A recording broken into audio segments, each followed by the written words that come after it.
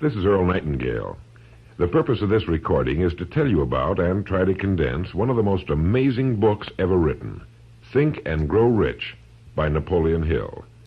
Without question, this single book has had a greater influence on the lives, accomplishments, and fortunes of more individuals than any other work of its kind. All over the free world, there are literally thousands of successful men in all lines of work who are where they are today because they once picked up and bought a copy of Think and Grow Rich, and they'll be quick to tell you so. I first discovered this remarkable book in the fall of 1949. It was of enormous help to me. It helped me decide once and for all how I was to accomplish my goal. It unified my thinking and gave me a straight, clear road to the point I had decided to reach. One of my closest friends found the book several years ago and stayed home for 3 days reading and digesting its material, and he then went on to reach the top in his industry. I've sat in richly paneled, carpeted executive offices and listened to world-famous business leaders, some of them old enough to be my father, tell me that everything worked out fine after they had read Think and Grow Rich. Now, what's the secret of this amazing book? Why has this book, out of all the thousands of self-help books, remained the one towering giant? I think to understand this, you have to know Napoleon Hill as I do. He certainly was not the first man to be appalled at the poverty and seemingly endless struggle and lack of direction he saw about him as a boy and as a young man, nor was he the first to write on the subject. But he possessed two unique, highly developed abilities seldom found in one man. The first was in the manner in which he approached his subject. Napoleon Hill went after the answers to achievement in the same way a scientist seeks to open to the light of reason a secret of nature. He went after the solution to accomplishment in the same way Thomas Edison discovered the solution to the electric light, relentlessly, indefatigably, implacably, until the truth, which had been there all the time, was revealed to him.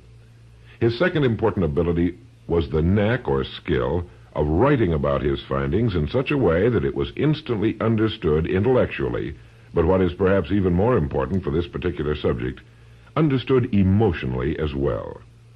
When the last page of Think and Grow Rich was read, the hand which put the book down on the table was a different hand. The man who then stood and walked out into the world was a different, a changed man. The suffocating, entangling webs of self-imposed frustration and indirection had fallen away, and now the way was clear. The man was now the possessor of the unique, unseen talent for turning dreams into reality, thoughts into things. So-called fate or the idle effects of exterior circumstances were no longer in command. He who had been a passenger was now, suddenly, the captain. To begin, we have to understand the simple truth, the principle or philosophy which lies as the supporting structure of this work.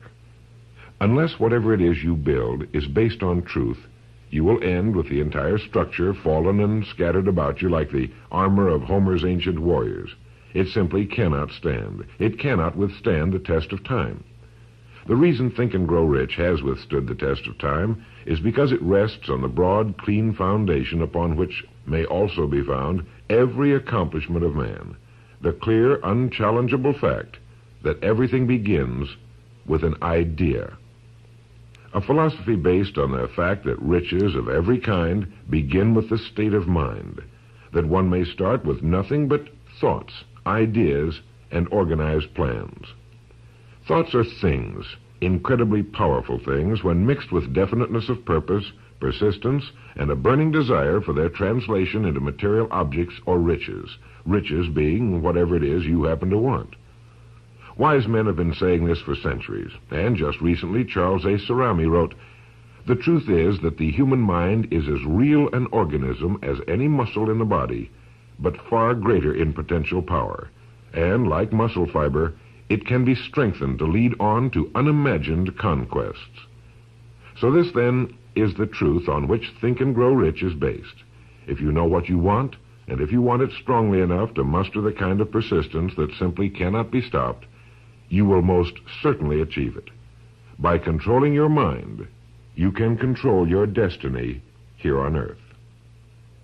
With this as our foundation, let's talk about Napoleon Hill's famous 13 proven steps to riches as found in his book, Think and Grow Rich, remembering, of course, that riches are whatever it is you happen to want. And right here, let me make two important points. The first is that whenever you listen to this, have a notebook handy and make notes as we go along. The second is that this was produced for your own personal use, to go with you on your own exciting journey. To play this for a group will prove to be of only temporary help. Make sure you have your own personal copy to play again and again, particularly at those times when you may feel yourself getting off the track. And now, Napoleon Hill's famous 13 Principles. The first principle, desire.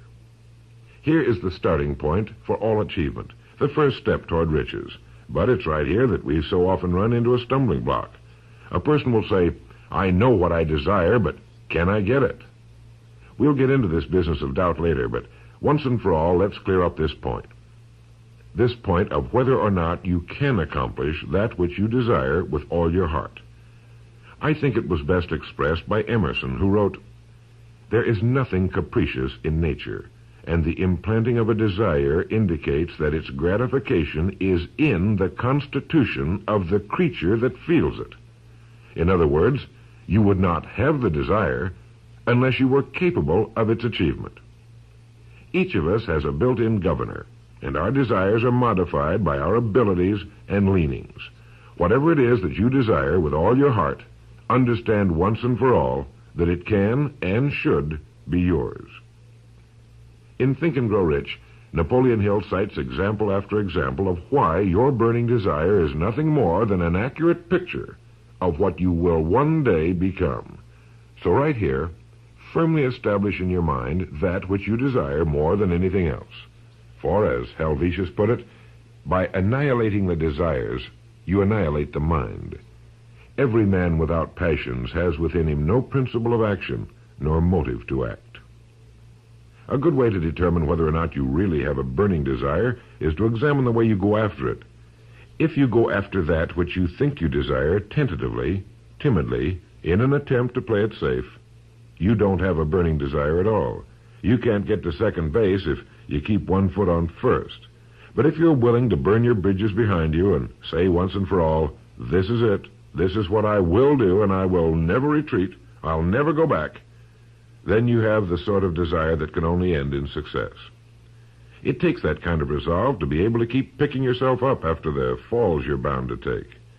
The only people who don't make mistakes are those who never try anything, the timid feeders in the lagoon who never venture into the broad, deep sea beyond.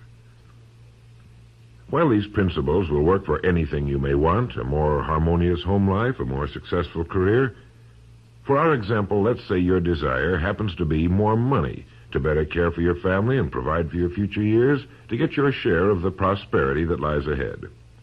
Napoleon Hill gives us 6 definite, practical steps to follow. 1. Fix in your mind the exact amount of money you desire. It is not sufficient merely to say, I want plenty of money. Be definite as to the amount. There's a psychological reason for definiteness, which will be described in a subsequent principle. Number 2, determine exactly what you intend to give in return for the money you desire. There's no such reality as something for nothing. 3, establish a definite date when you intend to possess the money you desire. And 4, create a definite plan for carrying out your desire and begin at once, whether you're ready or not, to put this plan into action. 5, write out a clear, concise statement of the amount of money you intend to acquire, name the time limit for its acquisition, state what you intend to give in return for the money, and describe clearly the plan through which you intend to accumulate it. 6, read your written statement aloud twice daily, once just before retiring at night and once after arising in the morning. As you read, see and feel and believe yourself already in possession of the money, or whatever your goal happens to be. It's important that you follow these instructions to the letter. Play this part over until you have it down to your satisfaction, for this is by far the most important of the 13 principles, and this chapter of the book ends with these words. Through some strange and powerful principle of mental chemistry, which she has never divulged, nature wraps up in the impulse of strong desire that something which recognizes no such word as impossible and accepts no such reality as failure. The second principle is faith. You never would have even thought of your main desire unless faith were tugging at your mind. And if you find it difficult at times to have faith in yourself, you can be certain that you can have faith in these principles. Napoleon Hill writes, "Faith is a state of mind which may be induced or created by affirmation or repeated instructions to the subconscious mind through the principle of conscious autosuggestion."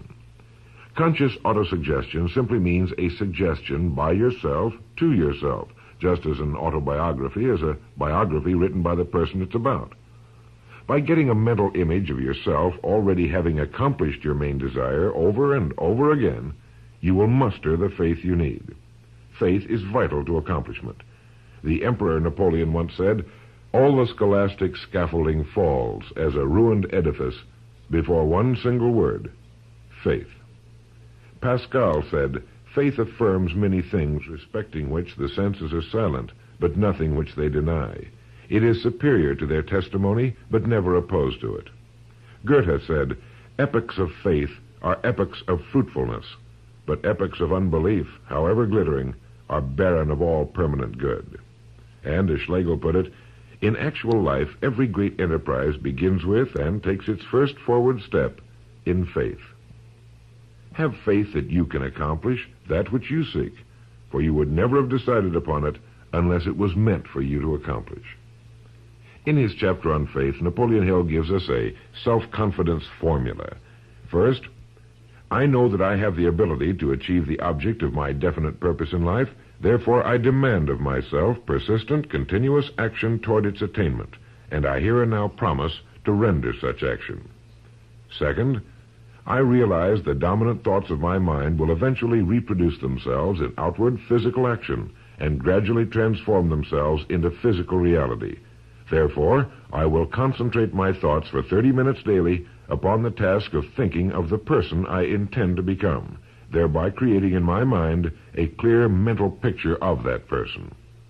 Third, I know through the principle of autosuggestion any desire that I persistently hold in my mind will eventually seek expression through some practical means of attaining the object back of it. Therefore, I will devote 10 minutes daily to demanding of myself the development of self-confidence. Fourth, I have clearly written down a description of my definite chief aim in life, and I will never stop trying until I have developed sufficient self-confidence for its attainment. Fifth, I fully realize that no wealth or position can long endure unless built upon truth and justice. Therefore, I will engage in no transaction which does not benefit all whom it affects. I will succeed by attracting to myself the forces I wish to use and the cooperation of other people. I will induce others to serve me because of my willingness to serve others. I will eliminate hatred, envy, jealousy, selfishness, and cynicism by developing love for all humanity, because I know that a negative attitude toward others can never bring me success. I will cause others to believe in me because I will believe in them and in myself. In rereading Think and Grow Rich so that I could write this condensation for recording, I was forcibly struck all over again by this great chapter on faith, particularly the examples of how some of the world's greatest men have accomplished what appeared to be impossible through faith. The third principle is autosuggestion. Now, we've already touched on this. This chapter of the book tells us how, through repeated suggestion, the subconscious mind can be put to work for us. It is the faculty of being able to concentrate your mind on your burning desire until your subconscious mind accepts it as fact and begins to devise ways of bringing it about. Here is where hunches come from, sudden flashes of thought or inspiration, guidance. The instructions given in connection with the 6 steps in the second chapter will now be summarized and blended with the principles covered by Napoleon Hill's chapter on autosuggestion. First, go into some quiet spot, perhaps in bed at night, close your eyes and repeat aloud, so you may hear your own words, the written statement of the amount of money you intend to accumulate, or a careful reaffirmation of whatever your goal happens to be, the time limit for its accumulation, and a description of the service or merchandise you intend to give in return for the money. As you carry out these instructions, see yourself already in possession of your goal. For example, suppose that you intend to accumulate $50,000 by the 1st of January, 5 years from now, that you intend to give personal services in return for the money in the capacity of a salesman. Your written statement of your purpose should be similar to the following. By the 1st day of January, 19, whatever it happens to be, I will have in my possession $50,000, which will come to me in various amounts from time to time during the interim. In return for this money, I will give the most efficient service of which I am capable, rendering the fullest possible quantity and the best possible quality of service in the capacity of salesman of, and here describe the product or service you intend to sell or whatever it is you do for a living. It goes on. I believe that I will have this money in my possession. My faith is so strong that I can now see this money before my eyes. I can touch it with my hands. It is now awaiting transfer to me at the time and in the proportion that I deliver the service I intend to render in return for it. I am awaiting a plan by which to accumulate this money, and I will follow that plan when it is received. Second, repeat this program night and morning until you can see in your imagination the money you intend to accumulate. Third, place a written copy of your statement where you can see it night and morning and read it just before retiring and upon arising until it's been memorized. As you carry out these instructions, you are applying the principle of autosuggestion.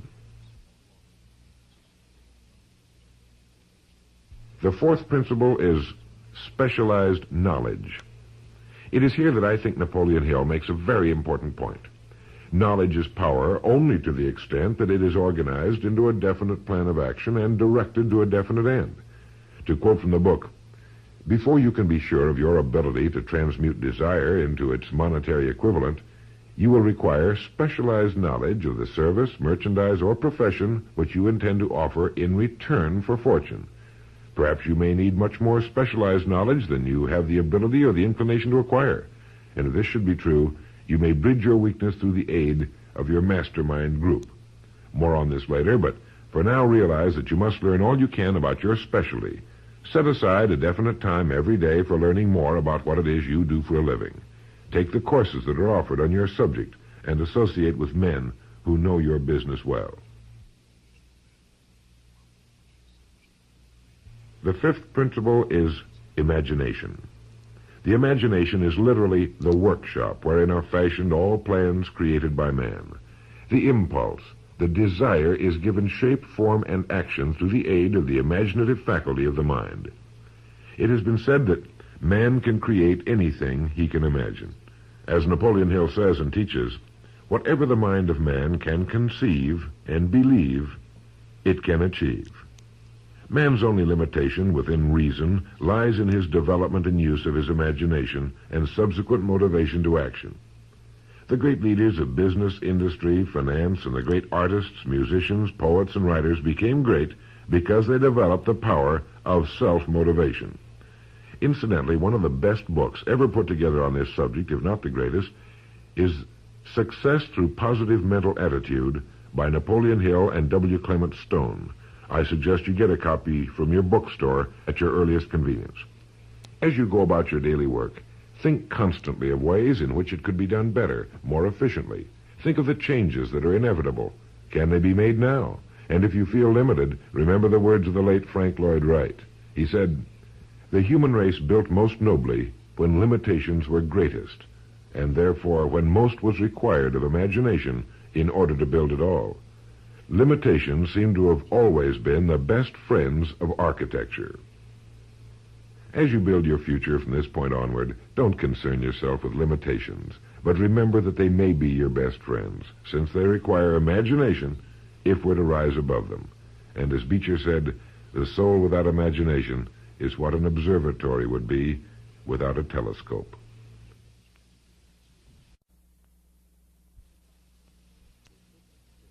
The sixth principle is organized planning. You have decided on your desire, your goal. Now let's organize the plan for its accomplishment, right on schedule. Let me quote again from Think and Grow Rich. You have learned that everything man creates or acquires begins in the form of desire. The desire is taken on the first lap of its journey from the abstract to the concrete in the workshop of the imagination, where plans for its transition are created and organized. Earlier, you were instructed to take 6 definite practical steps as your first move in translating the desire for whatever you want into its physical equivalent. One of these steps is the formation of a definite practical plan or plans through which this transformation may be made. 1. Ally yourself with one or more persons, a group of as many people as you may need for the creation and carrying out of your plan or plans for the accumulation of the money you've established as your goal. Making use of the mastermind principle. This is important. 2. Before forming your mastermind alliance, decide what advantages and benefits you may offer the individual members of your group in return for their cooperation. No one will work indefinitely without some form of compensation, although this may not always be in the form of money. 3. Arrange to meet with the members of your mastermind group at least twice a week, and more often if possible, until you have jointly perfected the necessary plan or plans for the accomplishment of your goal. 4. Maintain perfect harmony between yourself and every member of your mastermind group. Keep in mind these facts. First, you're engaged in an undertaking of major importance to you. To be sure of success, you must have plans which are faultless. Second, you must have the advantage of the experience, education, native ability, and imagination of other minds. This is in harmony with the methods followed by every person who has risen above the average. Work at this until you have a well-executed formal plan for reaching your objective. In this way, you're never confused or wondering what you should do next. Every morning you know exactly what you're going to do and why. It is in this chapter of Think and Grow Rich that Napoleon Hill gives us his 11 qualities of leadership. 1.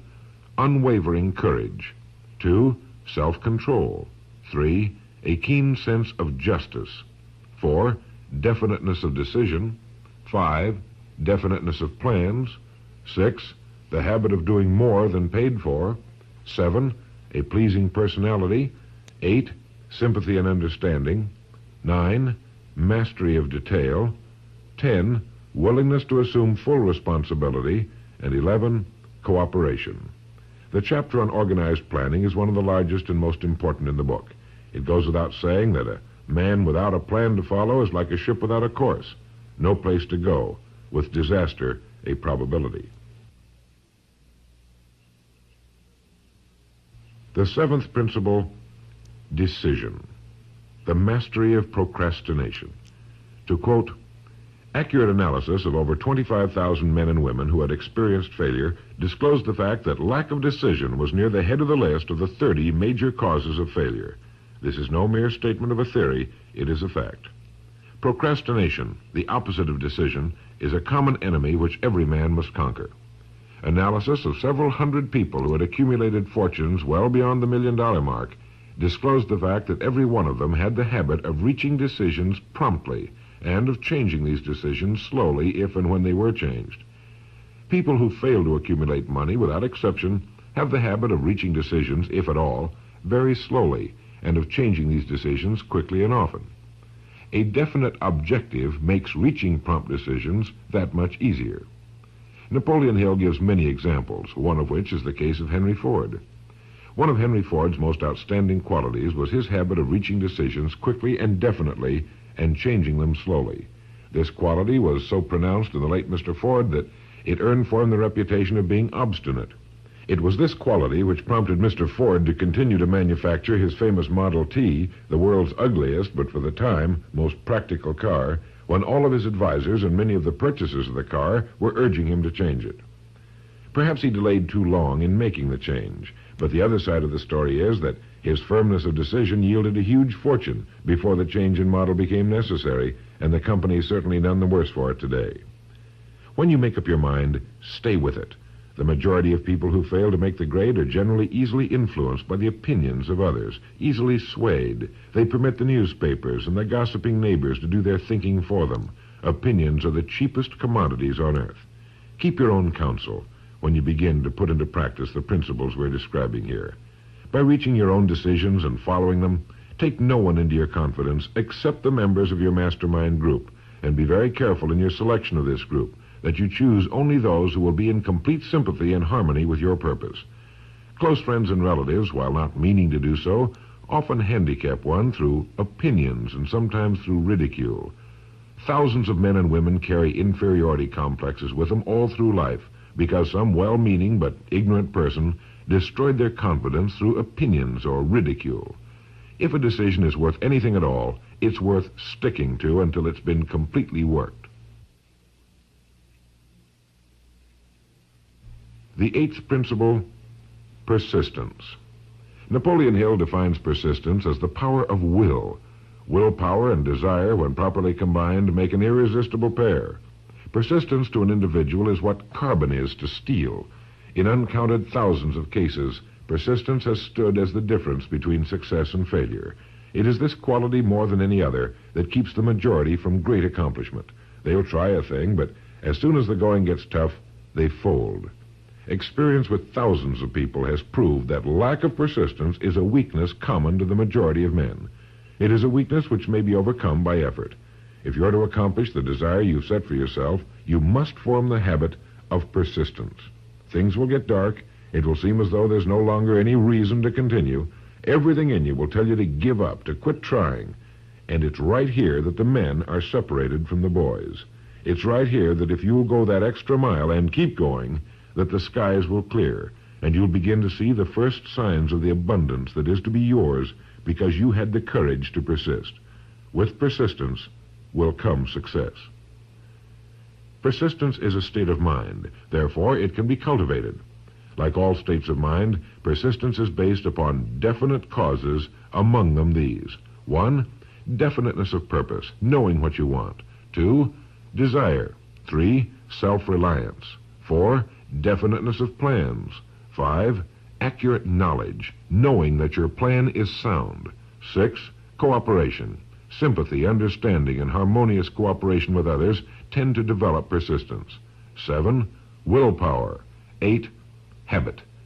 Persistence is the direct result of habit.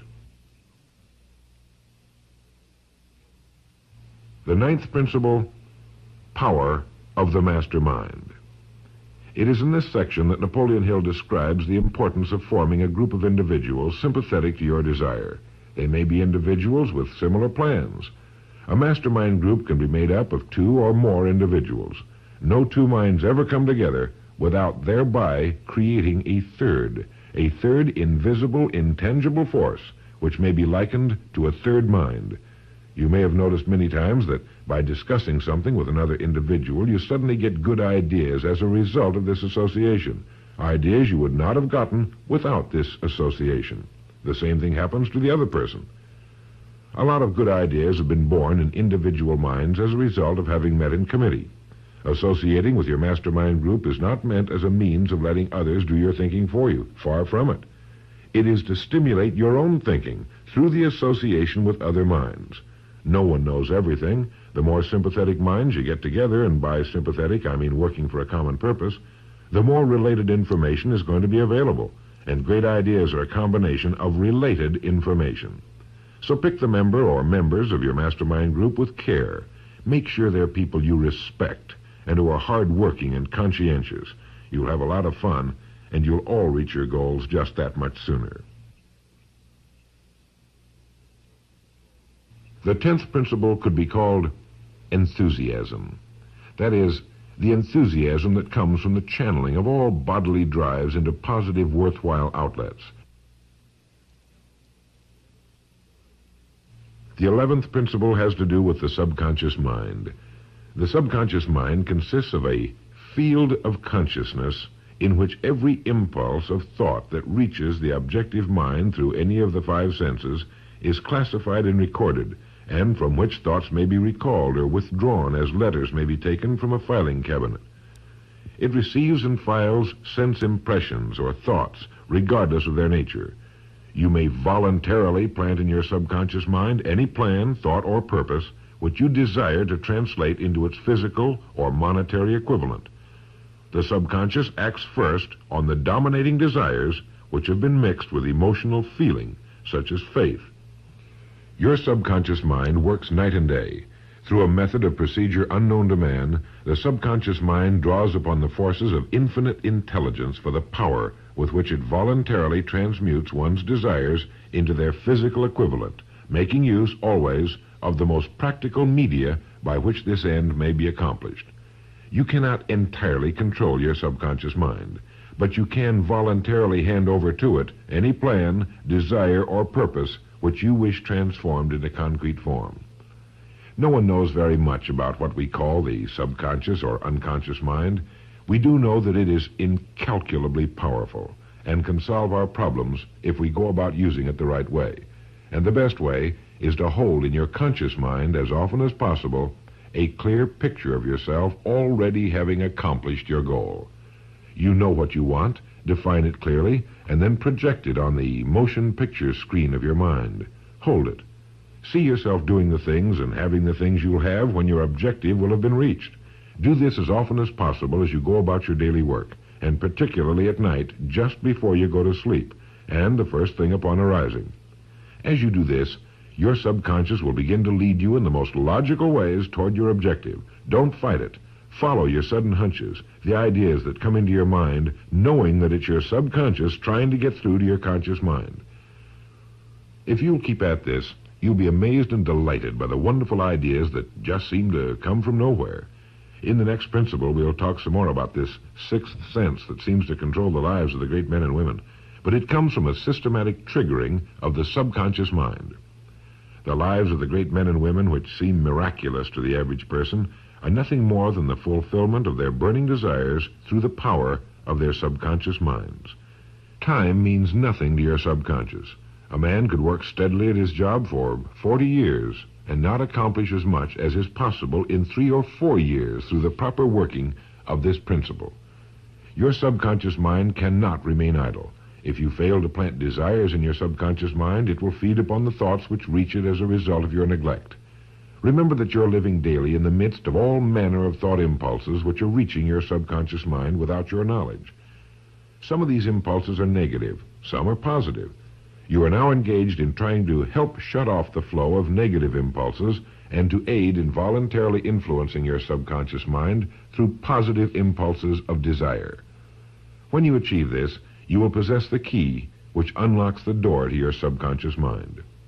Bulwer wrote, "The man who succeeds above his fellows is the one who, early in life, clearly discerns his object, and toward that object habitually directs his powers.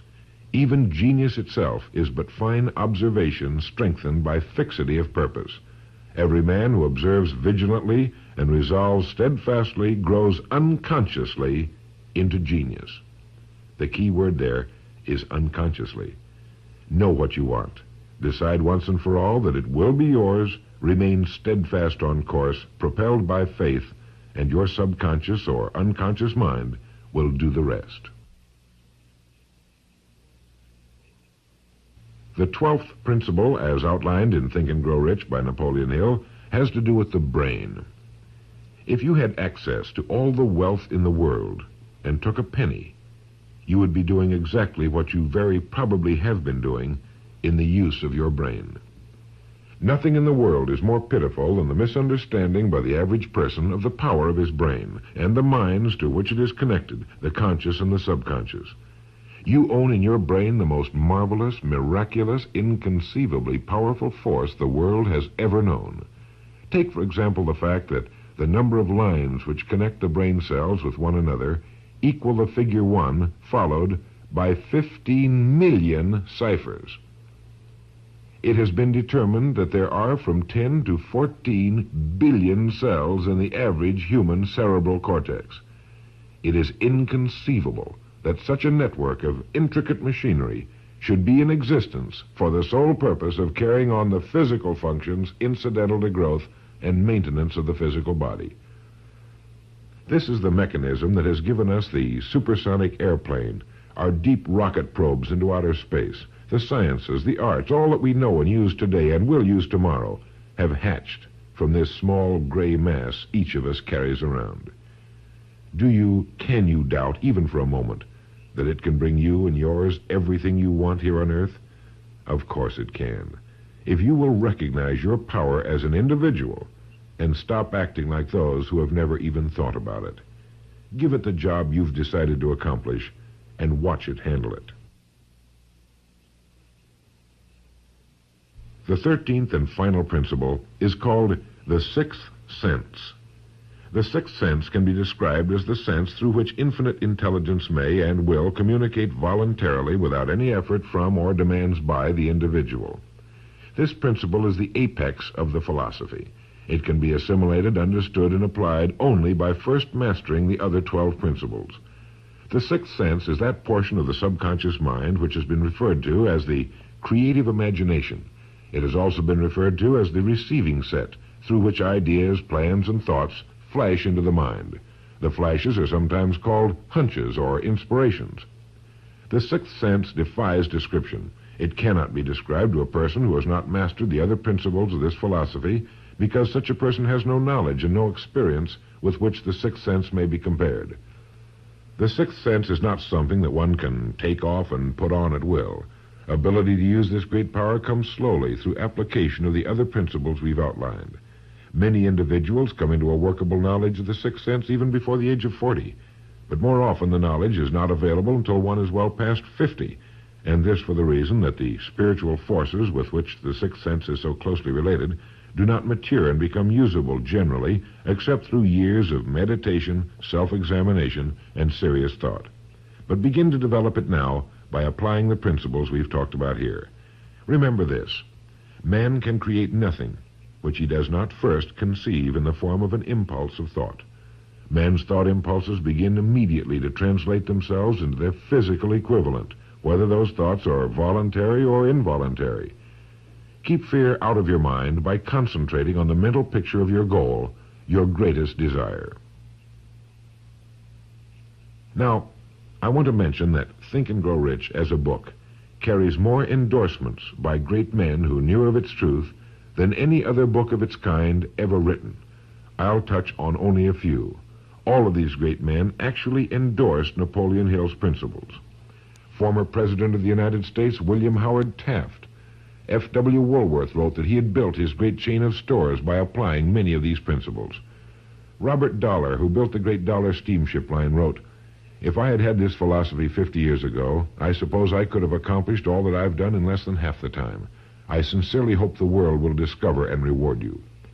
Samuel Gompers wrote that the mastery of these principles is the equivalent of an insurance policy against failure.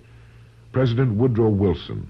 John Wanamaker, the merchant prince, wrote, "I know that your fundamentals are sound because I've been applying them in my business for more than 30 years. George Eastman, the world's largest maker of cameras. Thomas Edison, Luther Burbank, Theodore Roosevelt, E.M. Statler, John D. Rockefeller. I think you know that the endorsements of these great men could not have been bought with all the money in the world. What we have been talking about here can change your life, can bring you anything and everything worthwhile you want in life for yourself and your family. Cut yourself away from the average, from the mediocre, and chart your course on the dream in your heart. These 13 principles will never let you down, as long as you use them. And now, it is with great pleasure that I give you the author himself, Napoleon Hill. Thank you, Earl Nightingale.